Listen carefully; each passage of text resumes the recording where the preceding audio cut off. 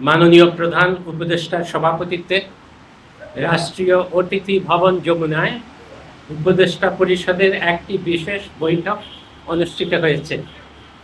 এই সভায় তিনবারের সাবেক প্রধানমন্ত্রী, সাবেক রাষ্ট্রপতির স্ত্রী ও বিএনপির চেয়ারপারসন বেগম খালেদা জিয়ার আশু রোগ মুক্তি কামনা করে দোয়া ও প্রার্থনা করা হয় এবং জাতির কাছে তার জন্য দোয়া ও প্রার্থনার আহ্বান জানানো হয়।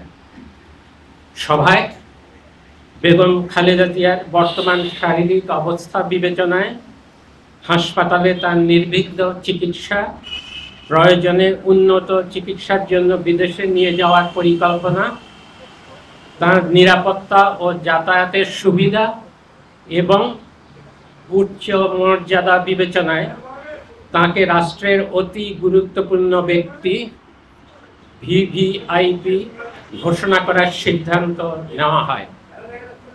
এই সিদ্ধান্ত অবিলম্বে কার্যকরের জন্য সংশ্লিষ্ট সকল সংস্থাকে নির্দেশনা প্রদান করা হয়।